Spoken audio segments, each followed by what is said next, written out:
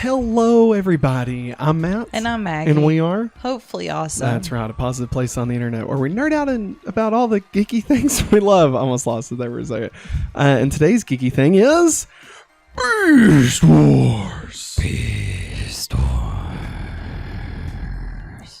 Ba-na-na. Sorry, my headphones were on Man, backwards. your brain's scattered, man. My brain is just not with it today, everybody. Because today is Tuesday, and we're going back to Beast Wars. That's right. This is our weekly Beast Wars rewatch podcast. Maggie's actually never lived the wars before, so this is her first time watching. If this is your first time hanging out with us, welcome. What's up? We hope you enjoy yourself. We hope you have a good time, and if you don't, then you can get the hell out of here. Oh, that's so nice. I said it yesterday, and I'm saying it again today. Nah, I'm just kidding. I don't know. Hang out. We'll figure it out. Yeah. Maggie? Grimlock don't like you. Maggie got a Grimlock, everybody. He's a baby. Yep. He's a baby. Do you want to show it off a little bit? There you go. He's so cute. Yeah. He got a big ass. Big old booty. Look at that. Look at that booty. And he transforms. Yeah, he does. You should show him.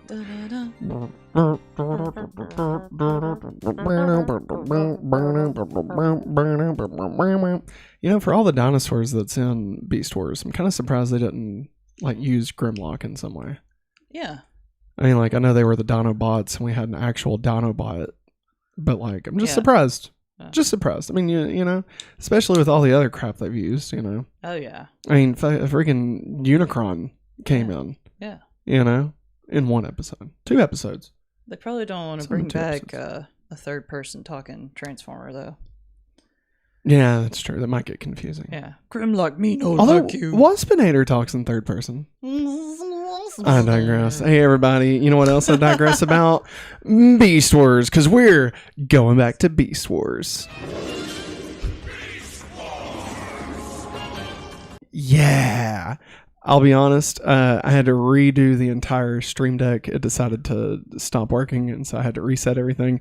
There's a 50-50 shot that was actually going to play the correct thing, because I have relabeled all the buttons to be what they should be. Let's try to catch it, Steve. Like you see, check out all these buttons now. Ooh, yeah, they got all kinds of stuff. So fancy. if at any point we hit this and it doesn't work right, you'll know what's going on. So yeah, Eric. There it is. Hey! Cheetor just on the table. That's right. We can't figure out where his gun goes. We think it's his tail, but we can't find his tail. There's a tail to the tail. There's a tail to the tail. But we will not tell that story today. Hey, Eric, just so you know. And I mean, this goes for everybody else also that's watching, but mainly Eric. We will be doing another watch along this Friday. It's already scheduled. You can hit that notification bell if you'd like to. Eric, I mean, everybody else can. Everybody else. But we're going to do if you're cool enough. Feral Scream. Was that what it was called? Feral. Yes. Feral Scream. Parts 1 and 2. Parts 1 and 2. Oh, things going to get wild. That's right. So it's going to get feral. Will Ferrell. I'm on a roll. I'm on a roll. Will roll. All right. Maggie, anything else you want to say before we just finally jump into this? I'm going to kill you. Wow. Fair enough. So we will get started here, ladies and gentlemen, with season 3, episode 1. That's right. We have made it all the way. That's crazy. To the final. That's crazy. Third. Actually, I would say it's less than a third. The final fourth. Jesus, was that your fingers? Yes, it was. That was very loud. But this will be the final fourth of Beast Wars. Because season 1 was 26 episodes. Season 2 and season 3 are 13 episodes each. So that's Yep. Final fourth. And then after, so next week we've got, of course, the second half, and then the week after that we've got the series finale. Yeah. And then in 3 weeks we're starting Beast Machines. Beast Machines, Maggie. Beast Machines. How many times are you gonna say that? Too many. There's this guy. Is it any good? I mean, yeah. Like, I mean, like, when I think of Beast Machines, like, when I think of Beast Wars, okay? How much I love Beast Wars. Yeah. All right? And, like, Beast Machines continues. You're not giving me a lot of faith in this. Well, like, it is just so vastly different. Like, it's the same. Like, it's same, like, riding people and stuff, I'm pretty sure. And, like, same characters. It, like, continues the story. But it's just tonally very, very different. Okay? Like, it's like if Beast Wars, right, was like Mission Impossible 6, okay? And Beast Machines is War of the Worlds. And, like, you're trying to say these are the same franchise, okay? Yeah. Eric says, "Oh boy, Beast Machines, I'm here for you guys during that series." LOL. Yeah, it's gonna be, honestly, You're not giving me much hope, guys. I mean, look, we made it through the 3-part pilot of Transformers. Okay, we made it through the movie. Hey, that was balling. Yeah, exactly. And I think, honestly, great soundtrack. Honestly, I think after everything we've experienced with Beast Wars, it'll be fun watching Beast Machines. I really think it'll be fun because I don't really remember much of Beast Machines. Like, they released it in 2 halves on Fox Kids. Yeah. And, like, the first half I recorded, like, every episode, and then the second half I didn't because they kept screwing it up, like, scheduling, so I couldn't keep track of it. And, like, this is one of those shows, if you miss one episode, you miss everything. You're just totally freaking lost. Okay, completely lost. Yeah. There's like a giant head floating around at one point, but it's not Unicron. Yeah, it's crazy, Maggie. It's crazy. And it's kind of bleak. It's like, it's very dystopian. So, like, yeah. So, I mean, like, I'm just saying, it is an interesting watch. But you know what else was an interesting watch? Beast Wars. Season 3, Episode 1, Optimal Situation. Episode 39 overall. Original air date was October 24th, 1998. Written by Bob Forward. Bringing it back, Bob. Whose previous episodes include Beast Wars Part 1, Beast Wars Part 2, Fallen Comrades, The Trigger Part 1, The Trigger Part 2, Call of the Wild, The Low Road, Before the Storm, Other Voices Part 1, Other Voices Part 2, Coming of the Fusors Part 1, Coming of the Fusors Part 2, The Agenda Part 1, Part 2, Part 3, Optimal Situation. Good job, Bob. Way to go, Bob. Way to go, Bob. I love you, Bob. Way to go, Bob. Bob and Larry. Directed by Steve Sachs. Steve. Previous episodes include Coming of the Fusors Part 1, Steve. Bad Spark with Jonathan Goodwill, Optimal Situation, and another episode this week, Changing of the Guard. Steve. I'm already regretting everything. Gummy bears. What are you talking about? What is that? Chloe with a chance of meatballs. Oh. That's the monkey. No, Steve, you can't have gummy bears. I bought that movie from a Dollar General for $3 and it come with an umbrella. Oh, that's cool. Yeah, but somebody like said their girlfriend would like it, and so they took it. Aww. Yeah, but I mean, I don't even know if I watched the movie. It's on DVD. Well, it's the same dudes that's done Into the Spider-Verse. I know. I'd probably like it now. I'd probably like it a lot more. But like, you know how it is. You know, it's so stupid funny. I love it. Yeah, like Bill Hader. Okay, are we done with meatballs? I want another Transformer. Like another toy? Yeah. I don't care who. No, one that transforms, not that ugly, amazing thing. Hooray! There you go. There you go, Maggie. All right. I was trying to find my DeLorean, and I cannot find it anywhere. Like, I mean, by find, I mean I scanned the room real quick just to see if I could find it before we went live. So it's probably in a drawer, honestly. It's probably in a drawer somewhere. I think. Yeah, I'm sure it's somewhere. All right. Let's do it. As a time storm ravages reality, Megatron gloats to the fading Maximals, since his attack on Optimus Prime ensures that the Autobots lose to the Decepticons, resulting in the Predacons having control of Cybertron. However, Black Arachnia, having been a Maximal protoform, is also affected by the time storm. She uses the information from the Golden Disc to activate Teletron 1's security system, forcing Megatron out of the Ark. Black Arachnia and Silverbolt activate the Ark's repair system to help stabilize Optimus Prime's condition, but the Autobot leader is still dying, and reality is still in flux. Slag! The other Maximals arrive, and upon seeing Prime, realize that they must save him. However, his spark is fading. Believing there is no other choice, Optimus Primal merges his spark with Prime's to save it. He succeeds, and Rhinox summons an Autobot repair device to begin restoring Prime's body. Holding Prime's spark causes Primal to expand into a new optimal Optimus. Well, that's just double prime. That's just Prime. Squared. Should they have got Peter, Colin? That's what I was hoping. That would have been pretty cool. That's what I was hoping. Dad burned TV. I don't know. That's what I was hoping would have. I was like, please at least let their voices be like merged together. Yeah. It would have been cool. Like Which whenever there was they did, like a little distortion on it. The fusion and Dragon Ball Z. Oh, you can still hear both of their voices. I was thinking of Digimon, but that's still a fusion, but different. Megatron and Inferno arrive for the royalty and attack. Yeah, Inferno's alive. Did we clarify that last week?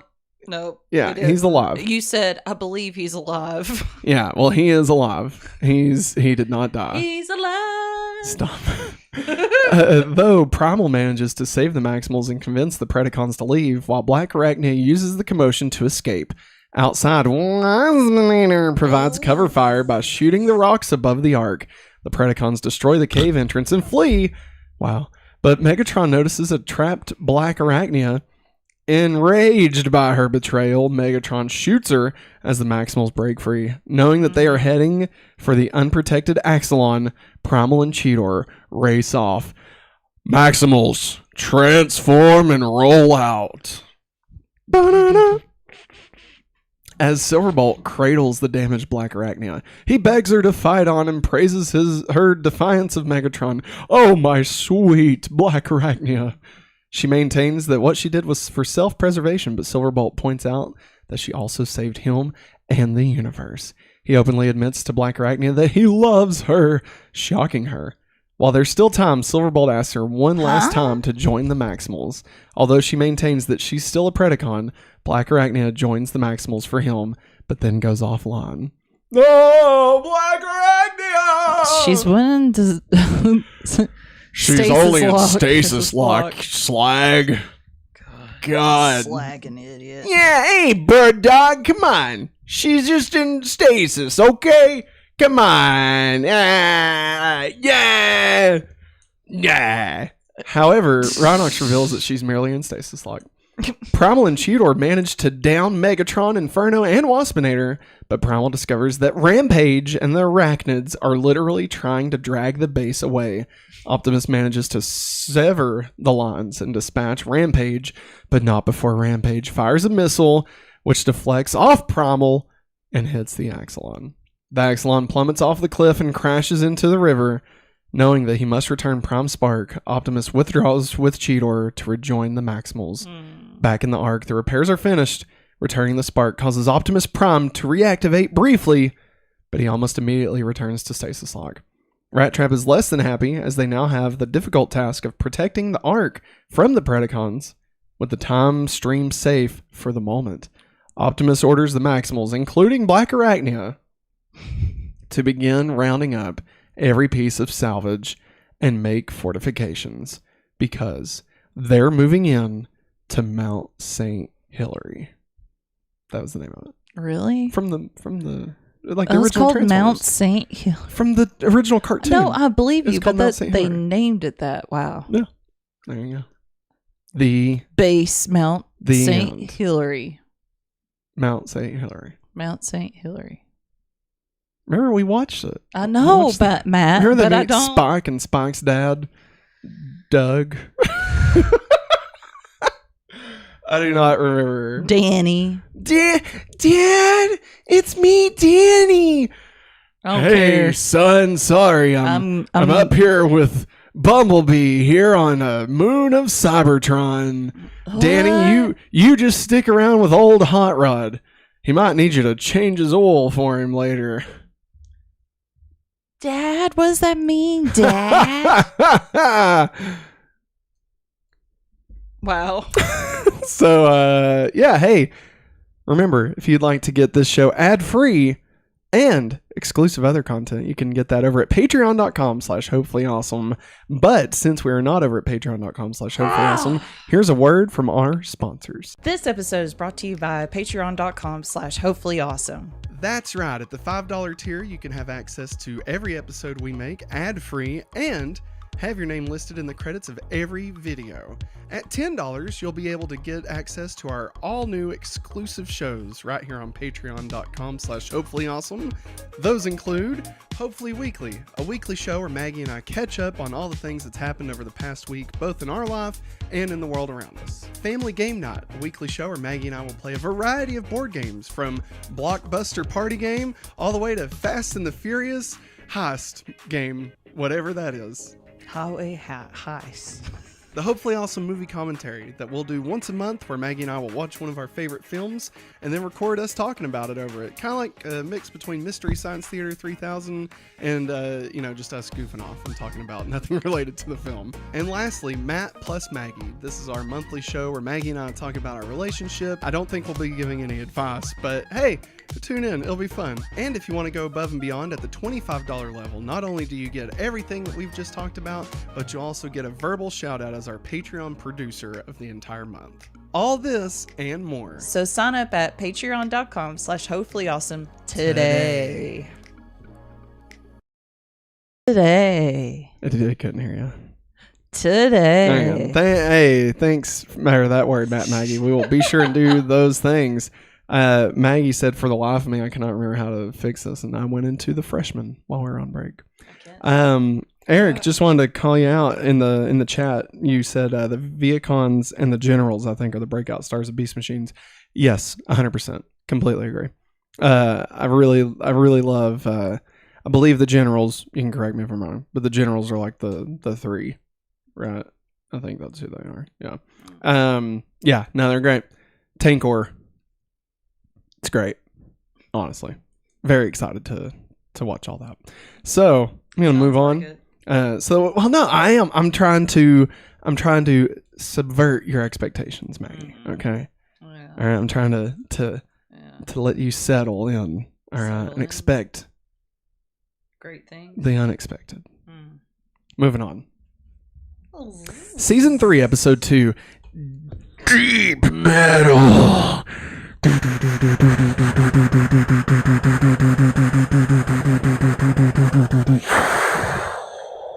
Here, let the beat drop.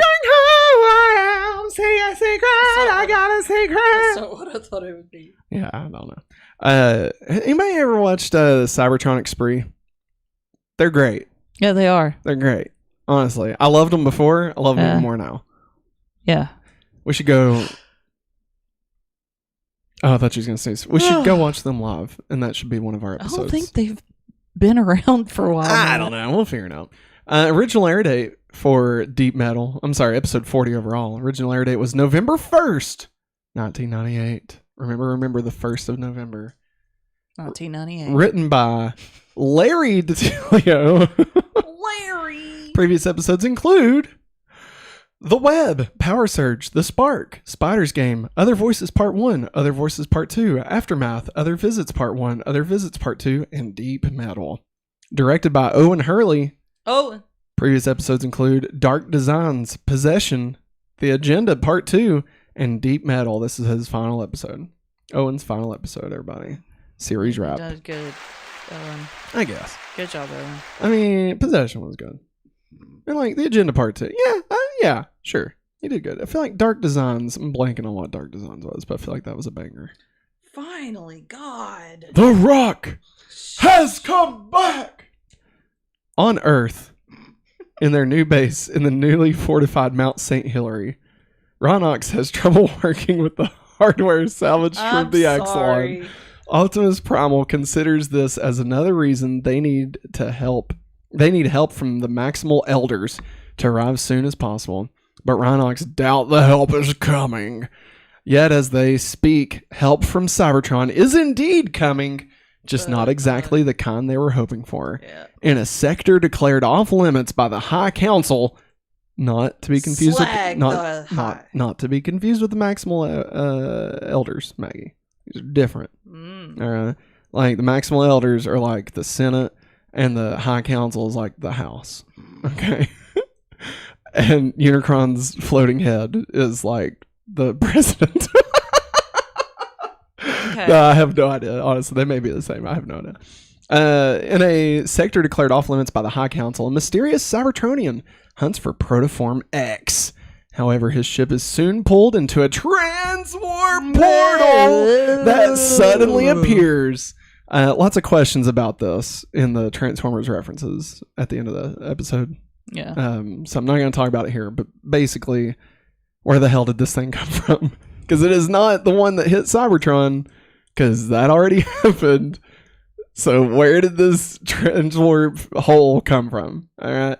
Anyway, outside Mountain Hillary, Inferno leads Rampage in a planned invasion of the Maximals' current base.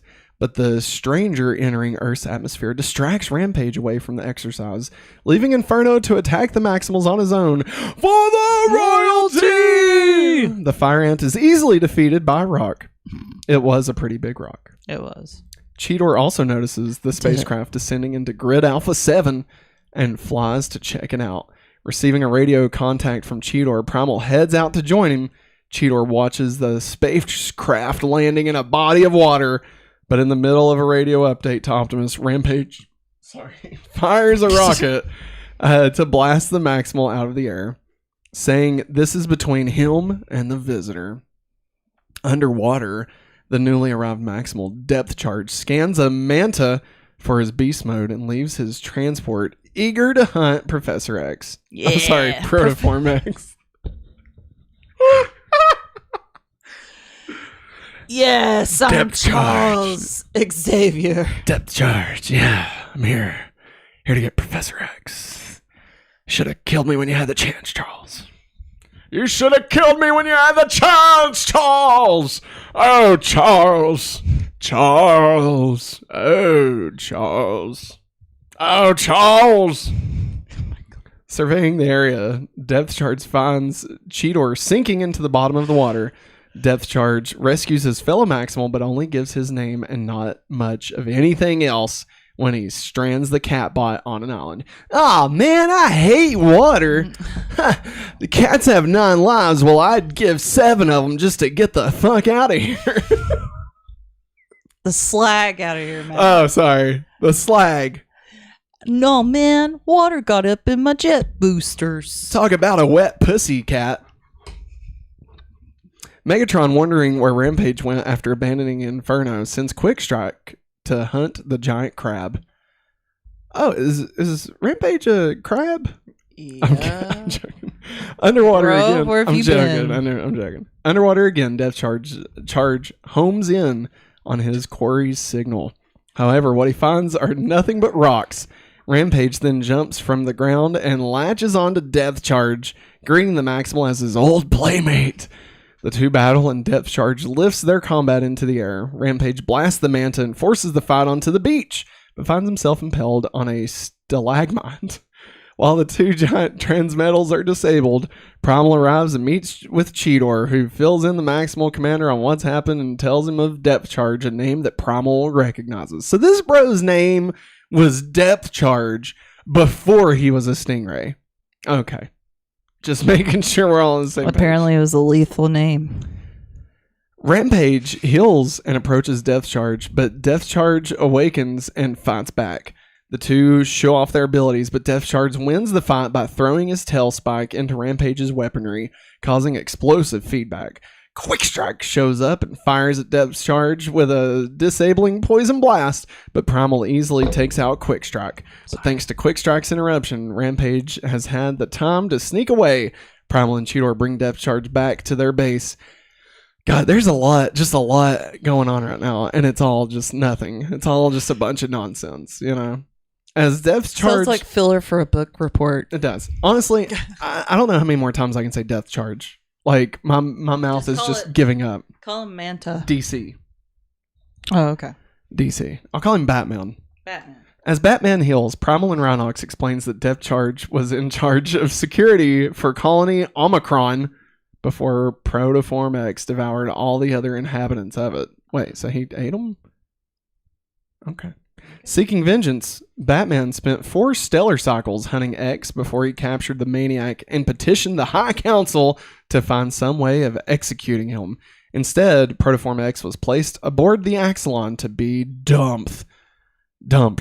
Depth Charge thus followed the Axelon through transwarp by tracking X's energy signature, intending to finish the job he started. Yeah, Optimus. Yeah. You may have been over this, but when you fell big, don't you, Optimus?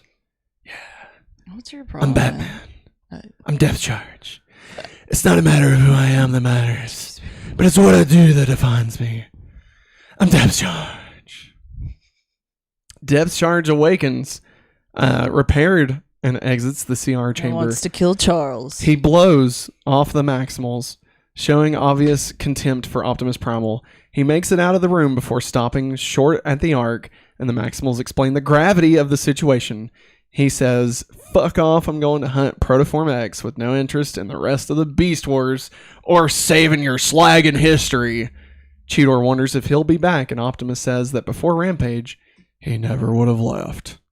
Meanwhile, Rampage destroys the vehicle Depth Charge came to the planet. Ha ha! My old playmate! The end. Wait, that was the end? Of the episode. Golly, I feel like they should be longer. I don't know why. Charles in charge. You know the depth of space and the charge of space. Give it to him. I love it. Good job, Eric. Good job, Eric. And hey, hi, Mom. I waved at her. Oh, nice. Maggie, any thoughts on Depth Charge? It hit me that he's Batman today when I was putting all this in there. He's just Batman. I like him. If he's Batman, does that mean Protoform X is the Joker? Yeah, he laughs like a Joker. That is true. Well, he's a little bit bulkier. Yeah. He's almost like if the Joker chunky. Got on some of that Bane gas. He's a chunky boy. Hey, vamp for a second. Rampage is a chunky boy. I just did it so make you laugh. Good job, Maggie. Thanks. Everybody, round of applause for Maggie. Boo. Wow. Nice. Wow. So many sound effects are happening right now. I'm not really sure what's going on. I'll be honest. All right. Season 3, Episode 3, Changing of the Guard. Episode 41 overall. Original air date was November 8th, 1998. Remember the 8th of November. Written by Evan Summers. This is their only episode. Directed by Steve Sachs. We already covered the helm earlier. Sachs! Come on down to Zatarans. Never mind. I was saying Zach's Furniture.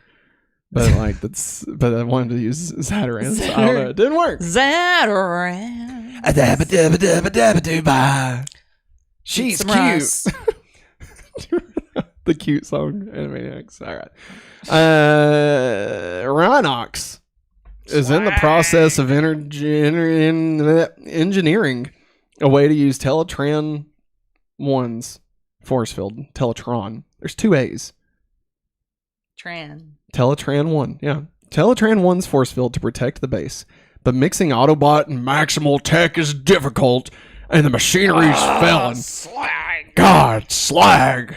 It's like trying to put an 8-track player inside of an iPod Nano. What's that? Yeah. With that trick failed, Optimus Primal puts together a plan to salvage the Maximal's old force field module, the Sentinel. Sentinel, Professor X. So instead, the Maximals will use... Depth Charge refuses to respond to any contacts. So instead... The Maximals will use a subaquatic stealth vessel, a single-occupant submarine developed by Black Arachnia. Rattrap is assigned to pilot the submersible, over his usual handful of whines and complaints. Yeah, I see what it is. We just let's all throw away the rat. Yeah, I used to be somebody on Cybertron. I could have been a contender. No, you couldn't. You're a hamster in a ball right now. Yeah, well, Black Arachnia, I made that. your ass is grass and I'm a lawnmower. Silverbolt shows up. He says, "And what did you say about my lady?" I said she's a slagging pred, a stinking slagging pred, Silverbolt. And you are a stinking slagging pred eating pred, Maximal.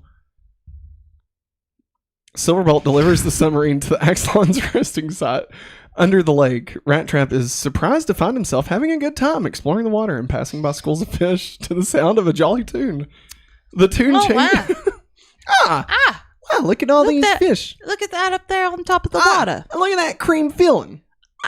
Hostess. That's the stuff. Oh, God. Yeah, this thing's just not working anymore. But the tune changes as Rattrap finds the fallen corpse of what used to be the Maximal's home. He slowly enters, looking through the darkened hallways. He finds Sentinel and carefully begins to extract it, and is suddenly frightened by an eel who is hiding in the machinery. Talking about a ghost in the machine. It was very eerily. Like eerily. Eerily. Yeah. Thanks. He slowly enters, looking through the darkened hallways. I think I already read that. As he calms down, his radar detects something else approaching, and he realizes it's time to panic for real. Rattrap frantically tries to escape the Axolon, but a massive claw emerges from the darkness and seizes the submarine. Rampage has found him. Yes, the rat. While Rampage squeezes the entire ship, threatening to crush it completely. But luckily, Depth Charge, still hunting Protoform X, shows up and blasts him away. Freeing Rattrap, Depth Charge agrees to keep Rampage busy while Rattrap continues his mission. He escapes the Axolon just as a shockwave from the battle causes the ship to fall over a ledge and plunge deeper into the lake. Rattrap surfaces and finds a worried Silverbolt, who starts to carry the submarine home, but Waspinator causing Doggybot to drop his passenger and cargo. Doggybot. Doggybot, now take Ratbot. While Rampage and Depth Charge continue their match underwater, on the beach, Quickstrike sends Waspinator to take Sentinel back to the Predacon base while the Fusor takes care of the two Maximals. Yeah, buddy, I'll take care of them two screwing Maximals. Y'all right there, Quick Charge? Quickstrike. Oh, Quick Strike. Sorry, Quick Strike. Yeah, just been smoking up a little bit too much today, darling. You been hitting up those Marlboros? Well, somebody's got to do it. But Quickstrike ends up crushed by Rampage, tossed out of the water by Depth Charge. Silverbolt tries to convince Depth Charge to help recover Sentinel, but as usual, Depth Charge has no interest, wanting only to execute Protoform X, who has snuck away during the few seconds of conversation. Together, using some incredible aerial acrobatics, Rattrap and Silverbolt still back the Sentinel from Waspinator. I'm still choking from Quickstrike. Just when things are looking up for the poor Predacon, but Inferno pushes a tree into Silverbolt's path. Silverbolt passes Sentinel to Rattrap, who races away with it. Depth Charge hears explosions in the distance and decides to go help. Unrelenting, Inferno blows up a bridge in Rattrap's path, causing the rat to plunge back into Silverbolt's arms. But the two Maximals crash into the incoming Depth Charge and drop Sentinel into Inferno's hands. Thanks to Depth Charge's ill-timed arrival, the Maximals have lost. Slag. Lost. As the theme song to Lost. At the Maximal base, Rattrap and Optimus Primal chew out Depth Charge for getting in their way and handing another major strategic advantage to the Predacons. But he did save Rattrap's life which Rattrap initially left out and was begrudging to admit. Primal offers Depth Charge a place with the Maximals so mistakes like this can be avoided in the future, and Depth Charge says, "I'll agree to consider it, fucker." And he walks away. He's well, like, that's just prime. Meanwhile, in the Predacon base, Megatron activates Sentinel, encasing his base in a protective force field. Yes, Sentinel is the Predacons. Is covering me. Yes. Season 3, Episode 4, Cutting Edge. Episode 42 overall, another Lost reference. Original air date was November 15th, 1998. Remember the 15th of November. Written by N. Weir. Previous episodes include Dark Designs, Possession, Code of Hero, and Cutting Edge this episode, which is his final episode. Directed by Trenton Carlson. Good job. Trent from Independent. Independent? Yeah. Yeah. Previous episodes include Maximal No More and Cutting Edge this episode.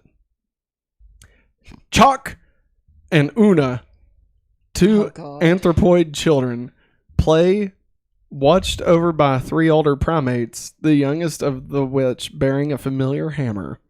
That was the weirdest freaking sentence. That's why I looked at you strange, because it's like, did your brain disconnect there for a second? A large raptor with red glowing eyes and laser vision arrives. Dinobot? It is not Dinobot. Attacks one of the older anthropods and begins to chase the leading anthropod and the kids for their lives. The children hide and stay silent to avoid becoming snacks for the mechanical dinosaur. Optimus Primal and Silverbolt arrive in the sky to save the anthropoids from the evil dinosaur. Back in the Mount St. Hilary base, Rhinox analyzes recovered materials from the dinosaur to deduce that Megatron must be masterminding an evil robot dinosaur activities, and one raptor won't be the end. Slag. Rattrap, lurking about, spies on Black Arachnia carrying around some materials in a suspicious manner. She drops her cargo when the 2 anthropoids run past her, followed by the monkey sitter, Cheetor. Wow, that seems racist. Cheetor stops to explain why the kids are here, but is distracted by the sensation of being close to Black Arachnia. No. Hey! Oh, whoa. Hey, Black Arachnia. Never noticed your boobs before. Really, what's happening to me? I feel like body. I'm gonna... Clark? It's me, Cheetor, but now I've got heat vision. Whoa. Far out. Get away. You're gross. The kids back to their regular habitat. Where am I? Cheetor stops to explain why the kids are here, but is distracted by the sensation of being close to Black Arachnia.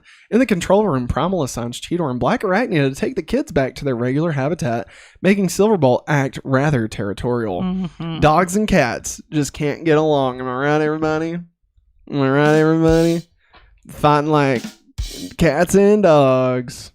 And like spiders. Cats and dogs. And spiders. And spiders. And a rat. And a rat. And another spider, because I think tarantulas. Another spider. I love it. Once the 4 leave, Rattrap mentions to Rhinox that, I saw Black Arachnia taking something from the classified area in the Maximal base. And Rhinox like, why'd you call it the Maximal base? This is where we are, slagging rodent. Nah, just make sure you're not Pred. Yeah, old silver boy over there. I like how we made him a Boston Bugs Bunny. Yeah, what's up, Prime? Cheetor gives Chalk a dizzying ride through the air, while on the ground, Una puts a coconut on her head and mimics Black Arachnia's behavior. Cheetor and Chalk land, and Black Arachnia professes her disdain for the adorable antics of the Neanderthals. A cyber raptor attacks, and despite her own reservations about putting herself in danger, she fights to protect the human kids. Mm-hmm. Cheetor manages to damage himself with a grandstanding maneuver. After getting away, the Maximals find their radios are being jammed, and Cheetor's flight ability is disabled. The two are on their own.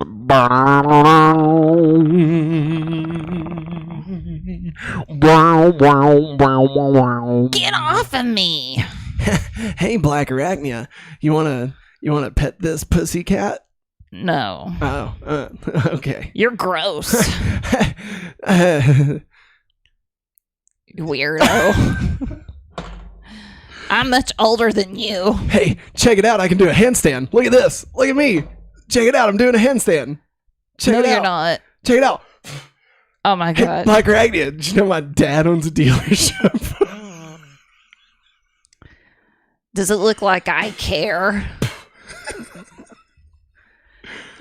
What happened to those kids? Check it out, Black Arachnia. I got a tattoo. Check it out. Right there. You see it? Look at that. Yeah, it didn't hurt. It's not permanent. I drew it on during fourth period. Yeah. He wrote mom on it. Yeah, I miss her. I miss my mom. I miss my mom. I hate sensitive I'm just guys. kidding. I'm just kidding. No. Can you imagine? God, tears are for weenies, and I'm not a weenie. I'm a man. I'm a maximal man. My name's Cheetor, and I'm here. You know what? I came here for two things: to chew bubble gum and to kick ass. And I'm all out of ass or gum. Shit. You wanna go make out at the dumpster? No. Okay. Well, I guess we better Get away from me. I guess we better maybe go find these fucking kids, am I right? Man, We're kids. not fighting them. We're not fighting them. Find these I'm losing my kids. voice. We gotta find these kids, I guess, right? Black Arachnia? Man, look at us. Man, you're such an idiot. Just a couple of Maximals with kids. It's almost like we're a family. Once again, I can't stand the sensitive types. I miss my mom. Why isn't Dinobot still around? Can you imagine? Families are lame. Families are for wieners. Wieners. How long is this bit gonna go? This bit has went on for like 12 minutes. It hasn't been 12 minutes. Probably 4 tops. Oh my god. Megatron watching the Maximals and their charges sends Waspinator and Tarantulas brandishing a new toy and 3 additional raptors to attack the 2 Maximals in the field. Meanwhile, Primal and Silverbolt also go to reinforce the 2 Maximals who haven't radio in a status report. We need to go find Black Arachnia, my love. Yeah, and what about Cheetor? Who cares? Fuck Cheetor. I'm a dog. I'm loyal. I am Silverbolt. For the royalty. Inferno? Huh? The 4 remaining Predacons share a hearty laugh and prepare for an attack on the understaffed Maximal base.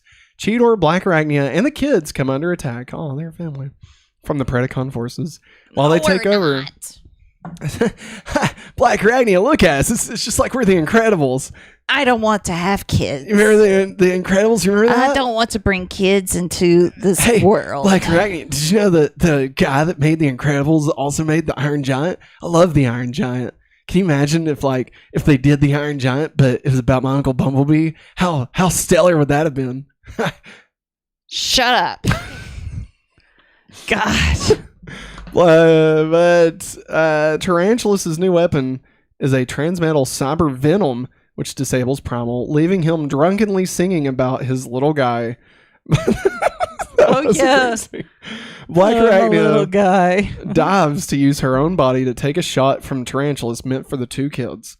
One of the raptors gets close to Optimus, but is damaged by the sudden appearance of the hammer-wielding anthropoid. The damaged raptor jumps madly, stomping on Waspinator. Thanks to the anthropoid, Primal figures out the raptors are vulnerable on their control units on their backs. Black Arachnia destroys the control unit on the remaining raptor, which takes out Tarantulas as it self-destructs. Megatron's attack on the Maximal base starts well. Quickstrike is sacrificed as a victim to an anticipated booby trap. When you expect a booby trap, send in the boob. Yeah. That's funny you said it. You said it during that part. Oh, yeah, when we was You're watching. like, oh, sit in the boob. And you said it.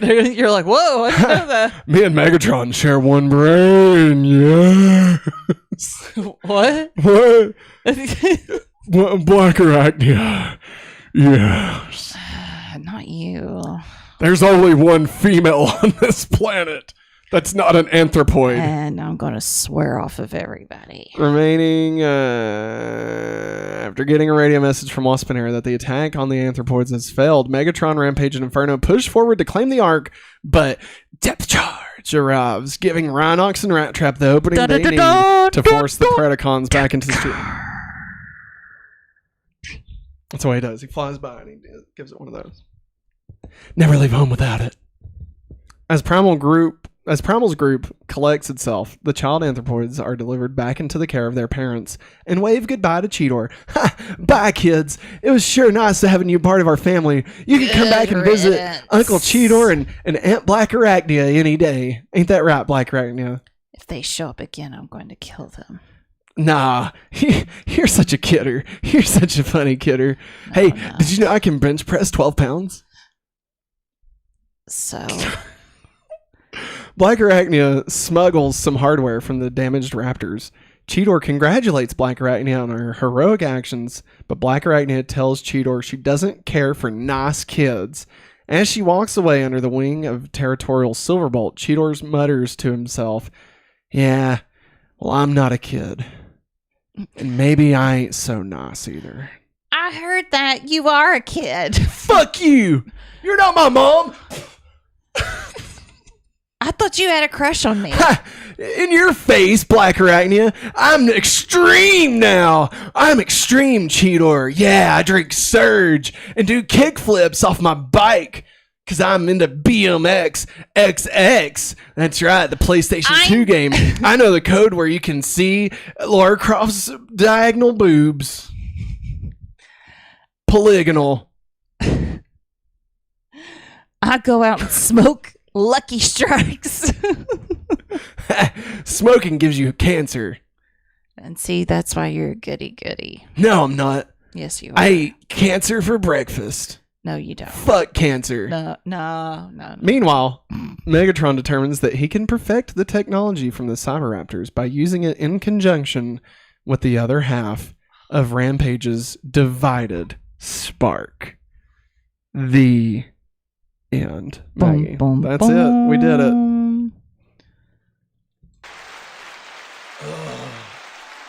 Now you want to catch us up? Catch us up. Like on chat or anything? Oh, sorry. You're fun. Eric said the last thing Eric said was, excuse me, your guys' take on the Beast Wars, a la the MTV The Real World take is amazing. Freaking Cheetor always trying to get Black Arachnia. LOL. It's true, man. You know, this pussycat's got claws. I said pooty cat, like Pooty cat. like a Tweety. I'm Tweety Wood. Oh God! The Pooty Tat. It's time for the countdown to Beast. 11 weeks until the beast rise. That made me tremble. Like I felt like Cheetor looking at Black Arachnia just then. Oh, yeah. I was trembling. I'm good. This has been the countdown to Beast. All right. Did you hear me when I said it was 11 weeks? 11 weeks. 11 weeks. Can you believe that? In 11 weeks, we'll be watching. Shiitake mushrooms. We will see Optimus Primal in real CG instead of cartoon CG. Think about it. Think about it. What if they had just used the cartoon? I mean, that would have been amazing. I would have watched it. Are you kidding me? Oh, man, my knees are like stiff. I'm sorry. Stiff like Cheetor. What is it good for? Absolutely nothing. Say it again. I love how it didn't even like intro that segment. I just did it. Yeah, so welcome to War. What is it good for? This is how the war has progressed this week on Beast Wars. In the first episode this week, Megatron's time attack is stopped by the Maximals, saving Optimus Prime. The Maximal base is destroyed, but they move into the volcano to protect the Ark, aka Mount St. Hilary. Black Arachnia unofficially joins the Maximals. In episode 2, of course, Death Charge lands on the planet, but does not join the Maximals. Episode 3, Megatron gains control over Sentinel and adds this to the dark side. In episode 4, a love triangle emerges between Silverbolt, Black Arachnia, and Cheetor. Megatron now has the ability to create hybrid clone drones, but realizes they are not strong enough without a spark. After somewhat jointing...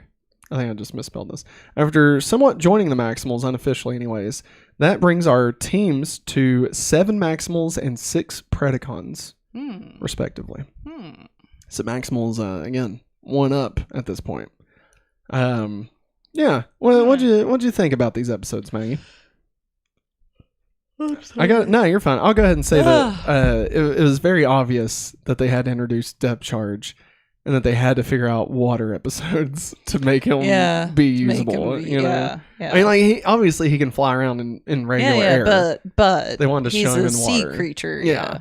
And it was like 2 back-to-back episodes about water. Yeah. It's just... You gotta do it, man. It's just like how you have to have a water level. No. Honestly, that was like the most commercial I feel like Beast Wars ever got was those 2 episodes. Nothing against them. Like, they were fun. No, it was fun. And like, honestly, for some reason, this season reminds me a lot of Power Rangers Zeo. And I think it's just because like it's the same but different. Yeah. Like everything is kind of shifted into the new thing, but it's still the same story. And that's kind of what Power Rangers Zeo was. Yeah. I really like the addition of Depth Charge. Really? Yeah. You're a big Depth Charge fan. Yeah. I like him. He's fun. Also, just realized this while he's cool. He's too cool for school. While you were reading the episode. Yeah. I realized Black Arachnia is Dinobot now. Black Arachnia is the new Dinobot? Yeah, no, that tracks. Yeah. Except now she's like in a love triangle, though. Yeah. Well, I think she's more like Dinobot was very much about like honor. And I don't think she's that. No. She is like the pessimist. Yes. Yeah. Yes. She's that. I'm not saying she's like him, but like she feels that hole. She feels that hole. Yeah. And called that. Cheetor. Oh yeah. Called it. First time she kicked Cheetor in the face. Well, actually, here we'll skip ahead. Sorry. No, you're fine. We'll do puberty, but with Transformers. Yeah. Big change. Bingo. God. So this week, of course, Cheetor discovered his sexuality.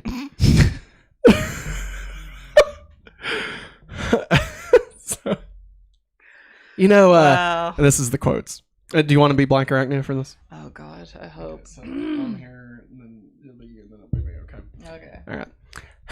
And I really thought, we made a pretty good team, didn't we? Listen, Tabby, you're a nice kid, which is 2 strikes against you. So don't go looking for strike 3, okay? I'm not a kid. Maybe I'm not so nice either. Banana. Puberty. Maggie, if you had to pick between Cheetor and Silverbolt, who are you picking? If I was Black Arachnia? Yeah. None of them. You're just leaving. You're getting the hell out of there. No, she's surrounded by a bunch of dudes all day. I'd probably not. I'd resurrect like Bumblebee or something. Like that's, or just leave. Or see if RC's on the ship. See if she could bring her back to life. Say, RC, can you help me here? Can you please help me? I can't be the only one here, please. You were the only one on yours, was it you? How did you handle it, RC? Yeah, my dear Aunt RC. All right, now let's get into Welcome to the Party, pal, and talk about all the Transformers that joined us this week. Welcome to the party, pal. Yeah. Whoa, I became Bruce Willis. I did, or you did? I did. You did? Yeah. So, this week, the Maximals gained Depth Charge I've already talked about him a lot. Yeah. He's Batman. Manta. He's the Batman. Batman. Manta Ray. He's almost like a cool Batman. Yeah. Like, I'm trying to think. He reminds me of somebody, but I can't think what it is. He's like an anti-hero. He's like Venom. Deadpool. He's Morbius. He's not Deadpool. He's not. Deadpool. He's Morbin. Blade. Let's get Morbius. Why wasn't that a thing? Morbin time. Like, instead of let's get dangerous, let's get Morbius. Morbius. Don't give him any ideas. When there's trouble, just call him. Listen, you get that trend, and they'll put Morbius back in theaters. That's true. All right, now let's talk about the upgrades to our characters this week. Upgrades. Yeah. Optimus gains his Transmetal 2 body. That's what they're called. Or Optimal Optimus, which now includes 4 transforming modes, including Robot Mode, Truck Mode, Jet Mode, and Beast Mode. It's not really... Can you call it a beast? I mean, it's not really a beast. Like, it looks the exact same. It's just his head, like, turns around. Yeah. The Truck Mode, by the way, is the one that kind of looks like the tumbler from Batman Begins. Yeah. That's considered a truck for some reason. Yeah. I almost had that toy. That was the toy I almost had. Yeah. You told me. I looked it up. It was like $35 back in the day. Now it's like $300 or something. It's stupid. God. Inflation. All right. But you know what else, Maggie? Let's hear some words of leadership from this week. Well, that's just prime. Aw. Our original Optimus was there. All right, here we go. Freedom is the right of all sentient beings, Megatron. Stay close, Maximals. It's time to transform and roll out. It's not revenge I'm looking for. It's justice. Depth charge. Yeah. Oh yeah, here you go. That's Black right now. Guys. They're only young ones, but they can act juvenile forever. And Rattrap to Optimus. Rattrap to Optimus. Hate to interrupt your picnic, but we got big pred problems. Just hang on, Rattrap. You and Rhinox are our last hope. Defend the. There he is, my little guy. There he is, my little guy. Isn't he cute? Yeah, that's not what I wanted to hear. Maybe the best scene. Yes. Honestly, that may be the best scene of the entire series. So good. You know what else was so good? Traitors.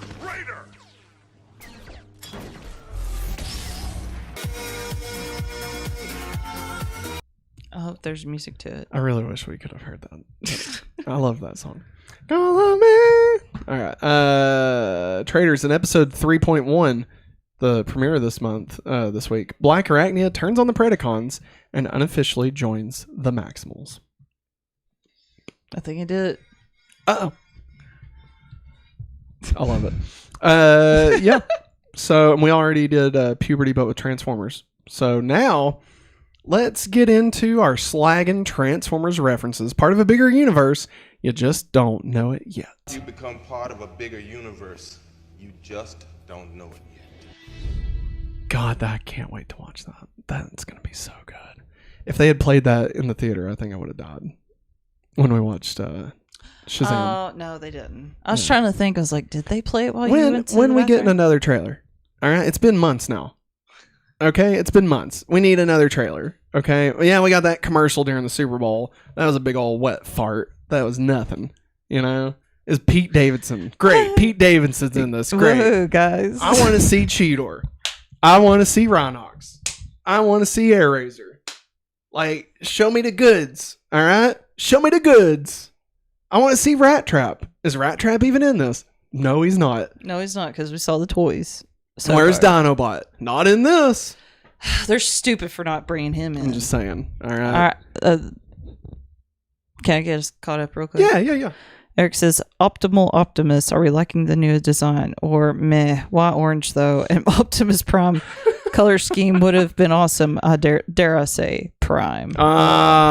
Good one. And he also says, digging how you guys' vocabulary has changed to more of a Beast Wars lingo. I could just picture Maggie saying slag while driving to work, and Matt saying witch throughout the day. You witch! Yeah, Tarantulas not really showing up this week. No, he's only showing up. I'm gonna shoot my webs! Can Spider-Man come out to play?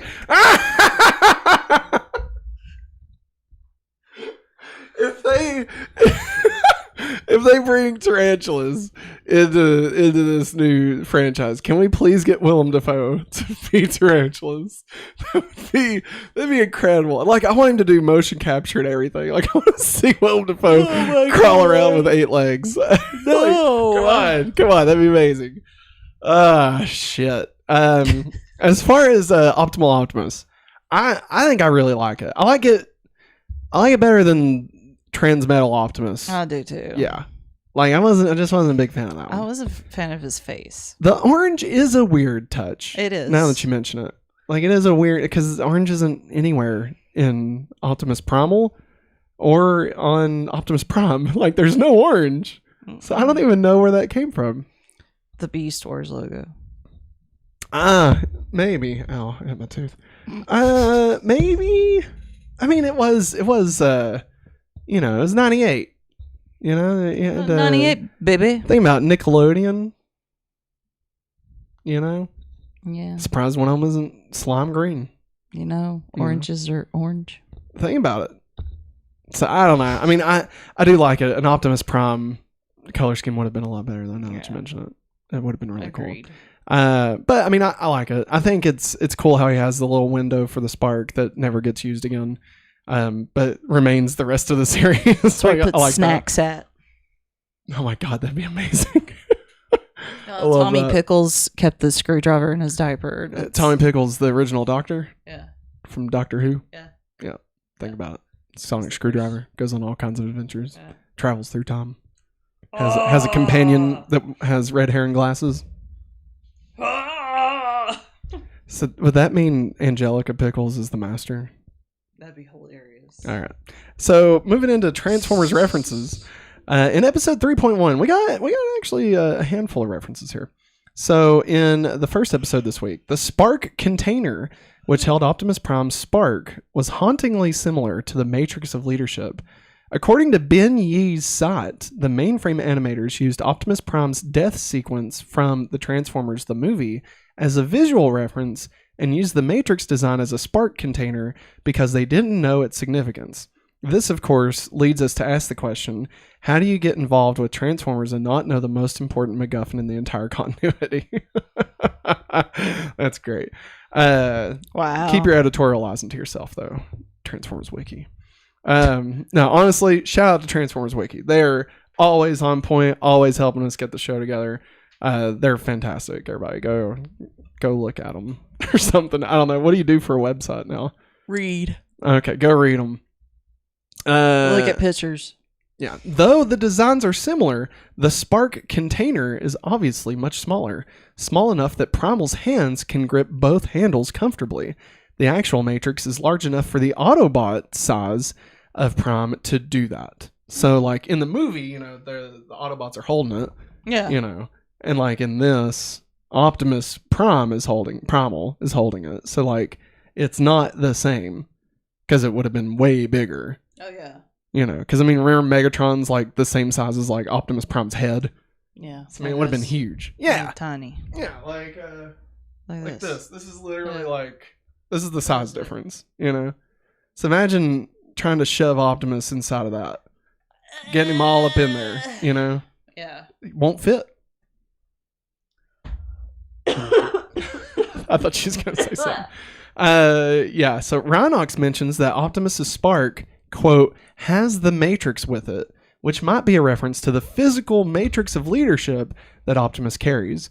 Whether or not the actual Matrix seen in the episode was the Matrix is debatable. Jesus. Consider that in the Transformers the movie, Prime didn't give the Matrix to Ultra Magnus until after he had died.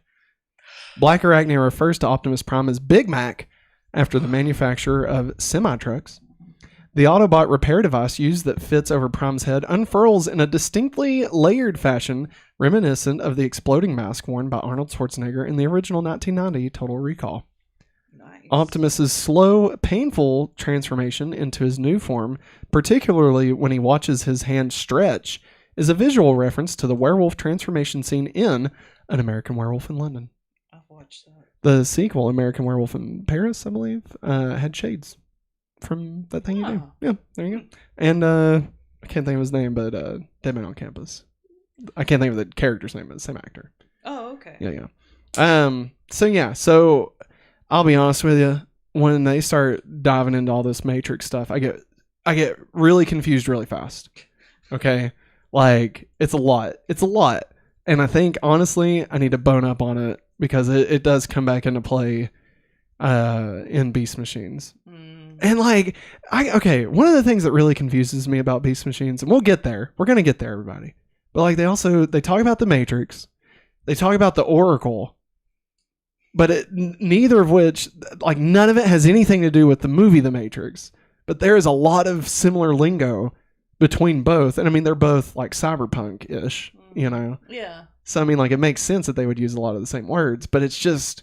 It gets really confusing really fast, okay? I can see that. Especially, like, Beast Machines kind of...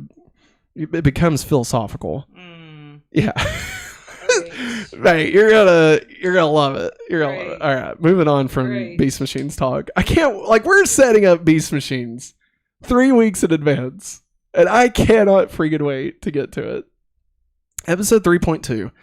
When Depth Charge first enters Earth's solar system, he is informed by his ship's Navi computer that the area was declared off limits by order of the High Council. This particular bit the High Council of backstory never got explicitly mentioned on the show, but was spelled out by the story editor's post on the internet. Earth is off limits because of some undecided upon catastrophe, as well as to protect it from time-altering thieves such as Megatron. So this is current day Earth is off limits.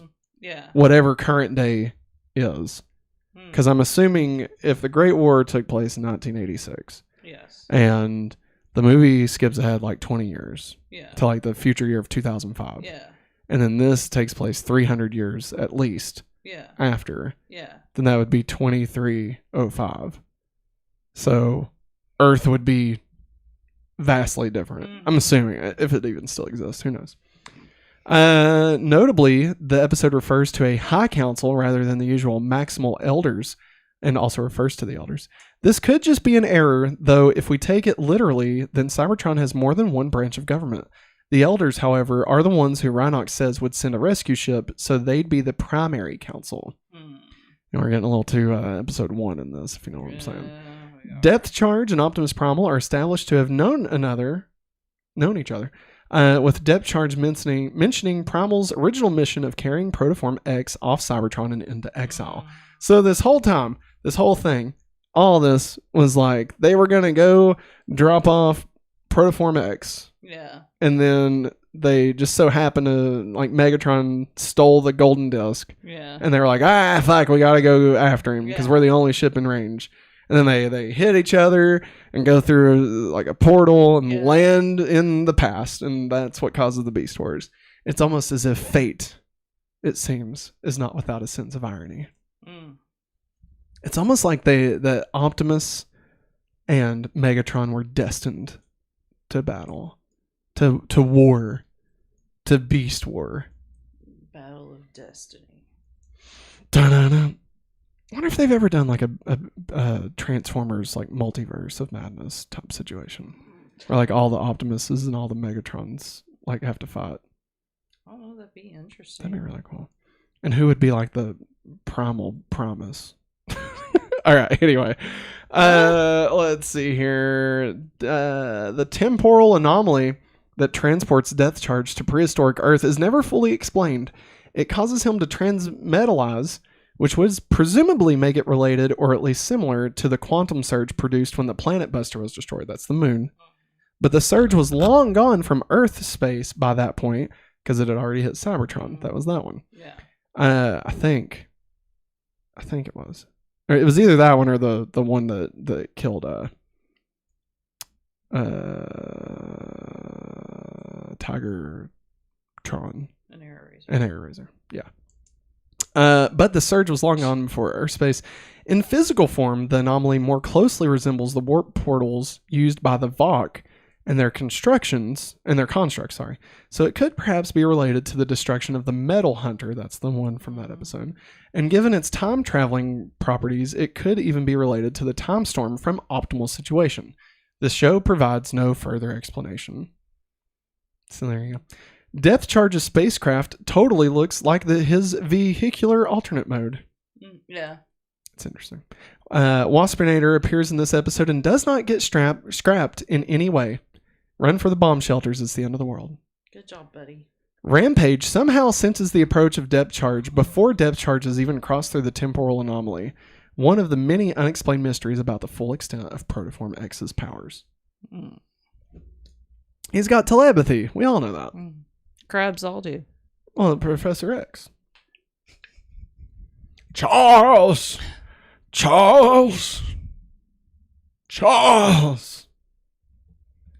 Cheetor imagines Magneto himself. doesn't have telekinesis. He's talking to Charles because he knows Charles can read his mind. Can you read my mind? Cheetor imagines himself in his organic beast mode from season 1, complete with a cartoony thought bubble. This is in episode 3.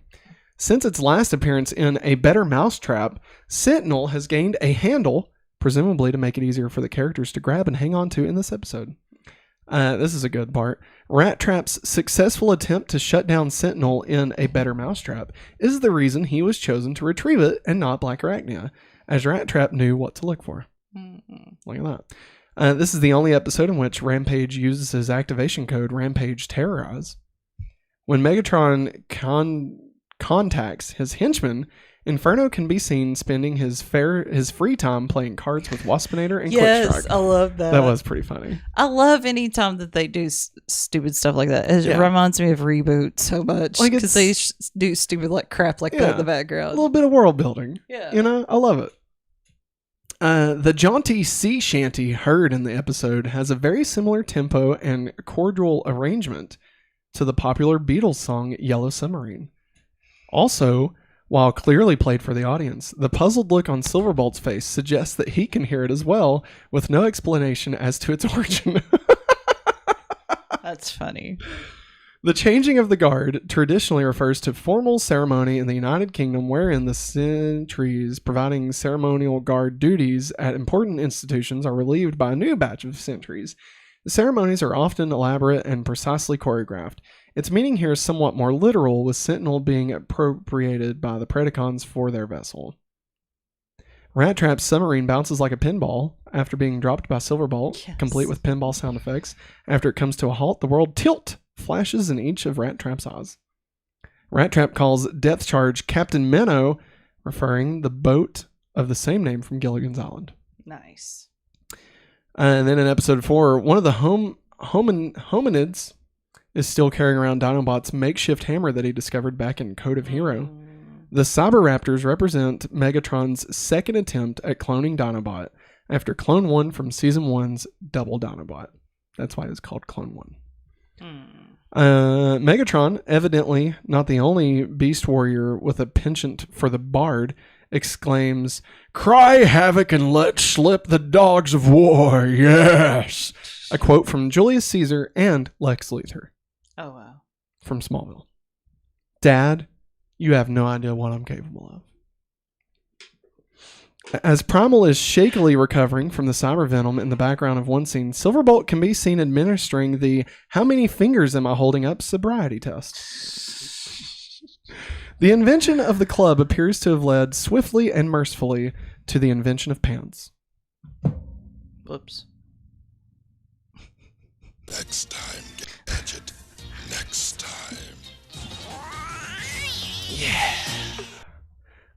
So next time on Beast Wars, We got 4 episodes, everybody. We will be watching episode 5, Feral Scream Part 1, Feral Scream Part 2, episode 7, Proving Grounds, and episode 8, Go With The Flow. Remember, this Friday, we'll be watching, doing a watch-along live of Feral Scream at 8:30. We'll be doing both Part 1 and Part 2. So come hang out with us. Yeah. We'll chill out, relax after a long week of work, hang out on a Friday night and watch some fucking Beast Wars, man. Maybe I'll grab a Baja Blast. Maybe we'll get wild, Maybe we'll get wild. We do. We have a whole case of Baja Blast. Yeah, we do. There. That is right. Need to get some of that in the refrigerator. Maggie, how do you feel about Beast Wars this week? How are we feeling? Pretty good. Yeah? Pretty good. Pretty good. Still Pretty glad we good. did this? Yes. Do you think the show's getting better as it goes? Yes. It is. I right? think so, yeah. I would say, honestly, episode 3, I can't think of what it was even called now, but the one where Rattrap has to go underwater and get it. I think it's probably the weakest episode they've had in a while. But it wasn't bad. I mean, it wasn't horrible. It was better than some of the weaker season 1 episodes. Yeah. But I mean, it was, It wasn't bad. Yeah. But I can say I'm pretty sure from here on, everything it's like a bullet train heading to the series finale. Okay. Like it's this train just chugs along until we, ram it right into a friggin' wall. That's what happens, man. Dang. That's what's gonna happen when this show finally ends. So yeah, this Friday, 8:30, we'll be doing Feral Scream, and then we believe we're gonna try a week from Friday. We will be watching the 2-part series finale watch along of Beast Wars. So everybody get hyped for that. Again, this Friday, come and hang out with us while we watch it. But that's going to wrap it up for us today, everybody. We hope you enjoyed this episode. Remember, we will be back we'll be back on Friday like we talked about. We'll also be back on Monday with the Hopefully Awesome Show live right here on youtube.com/hopefullyawesome at 8:30. And I forgot, going back to Smallville is tomorrow. I thought today was Wednesday.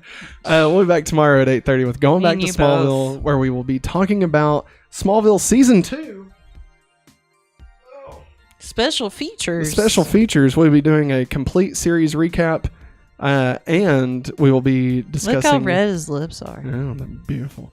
We'll also be discussing the tournament currently going on right here at youtube.com/hopefullyawesome, where you can pick the best episode of Smallville Season 2.